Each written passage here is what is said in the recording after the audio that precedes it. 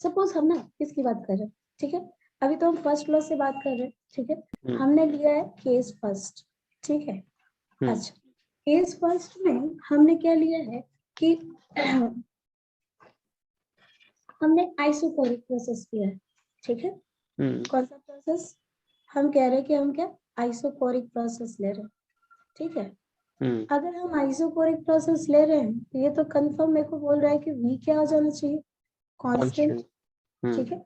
अच्छा, हम जान रहे हैं कि वर्क डन क्या हो रहा है, वर्क डन क्या हो रहा है, माइनस P del V हो रहा है क्या? हाँ, अच्छा, अगर वर्क डन कांस्टेंट है तो dV क्या हो जाएगा, जीरो। ये जीरो हो जाएगा इसमें वर्क डन, तो सिर्फ सारी एनर्जी इंटरनल एनर्जी होगी। हाँ, तो हम ऐसा कहें कि इस केस में मेरा वर्क डन क्या हो जाएगा, जीरो। हम्म, अगर वर्क डन मेरा जीरो हो जा रहा है तो हम कह लें कि जो भी हम चेंज इन इंटरनल एनर्जी की बात कर रहे थे, हम कह लें कि वो तो क्या होता है Q प्लस डब्ल्यू। हम्म, तो डेल्टा E या डेल्टा U वो क्या आ जाना चाहिए, मैं कह लूँ क्यों? वर्क डन तो है यानी कि Q, ठीक है। यानी कि ये क्या बात कह रहा है, ये कुछ ऐसा कुछ बात कह रहा है क्या कि सपोज मैंने यहाँ पे क्या कर लिया, पिस्टन को फिक्स कर दिया, राइट, ठीक है। हम इसको जितना भी हीट दे रहे होंगे, ठीक है, और हीट इज कन्वर्टेड इनटू क्या, जो भी हीट दे रहे होंगे वो क्यू में कन्वर्ट होगा, ठीक है। यानी कि इस बात के लिए क्यू कहना पॉजिटिव है, ठीक है। वो डेल्टा ई भी क्या होगा, पॉजिटिव, ठीक है। और ई जो वैल्यू होता है ई या यू बात बराबर है बेटे, ठीक है, इंटरनल इसे रिप्रेजेंट कर, ठीक है। तो अगर ई बढ़ गया है तो हम कह लें ई टेम्परेचर का फंक्शन था ना, तो हम कह लें कि ई बढ़ गया यानी क्या हो जाएगा, यहाँ से टी भी बढ़ेगा, बिकॉज हम कह सकते हैं ना कि इंटरनल एनर्जी, हम क्या कहें, internal energy is function of temperature value, कह सकते हैं ना, ठीक है। यहाँ तक बात समझ में आ रहा है, ठीक है। अच्छा, अब सपोज हम आइसोथर्मल प्रोसेस ले ली, और इसी में मैं सारे केसेस बना के बता दे रही। सपोज हम केस 2 में क्या ले रहे हैं, केस 2 में हम लोग क्या आइसोथर्मल प्रोसेस ले रहे हैं, ठीक है।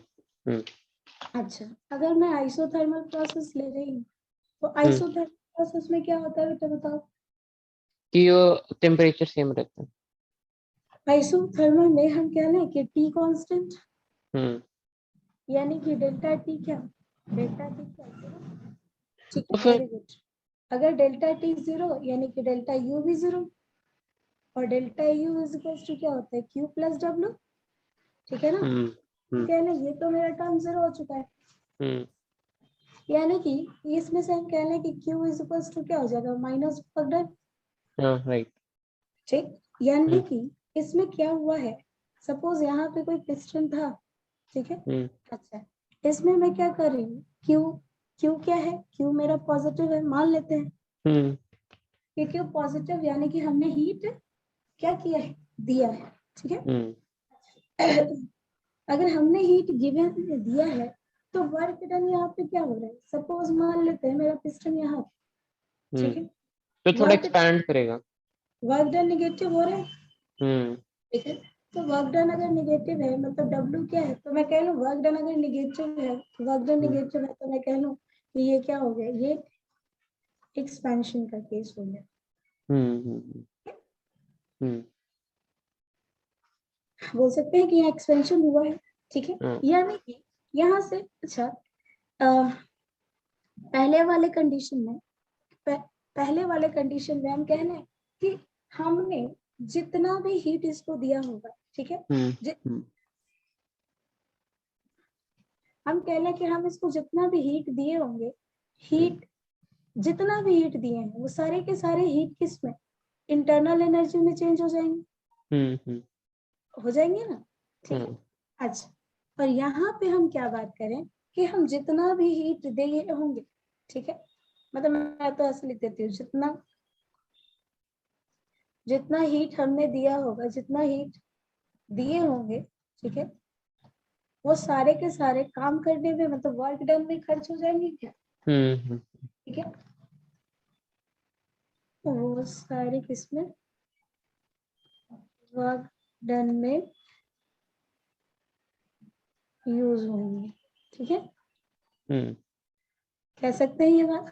ठीक है, अच्छा अब मैं तीसरा केस बना रही हूँ, केस थर्ड। केस थर्ड में मैं क्या बोल रही हूँ कि केस थर्ड में हम कौन सा प्रोसेस ले रहे हैं, एडियाबेटिक प्रोसेस ले रहे हैं।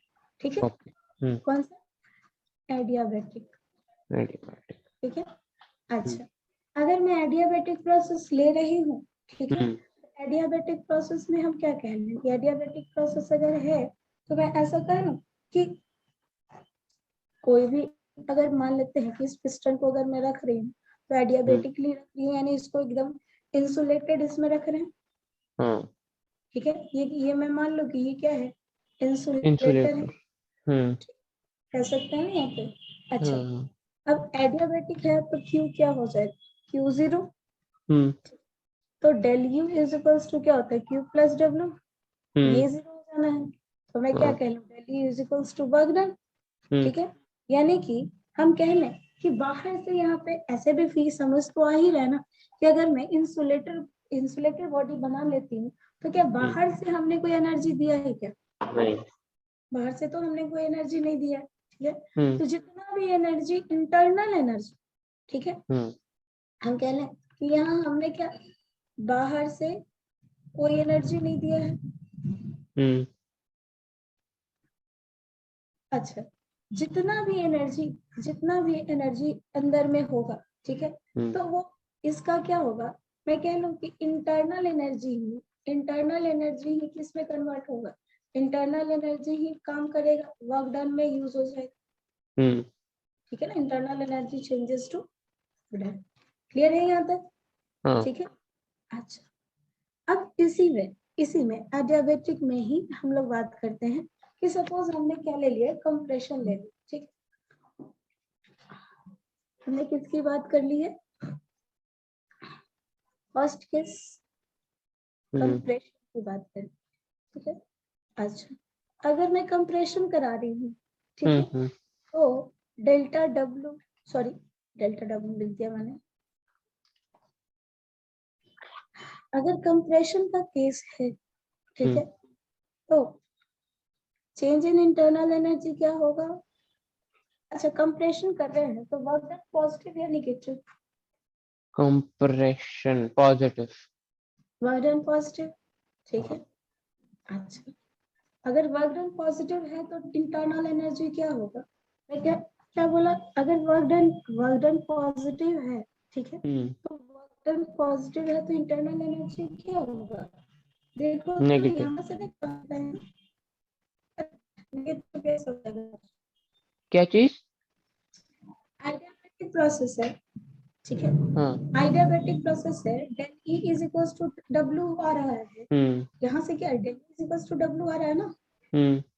ठीक है, तो डेली इज इक्वल्स टू अगर डब्ल्यू आ रहा है तो तुम कैसे कह सकते हो कि यहाँ वर्क डन वो नेगेटिव हो जाएगा, वर्क डन पॉजिटिव है तो इंटरनल एनर्जी भी पॉजिटिव आएगा ना बेटे।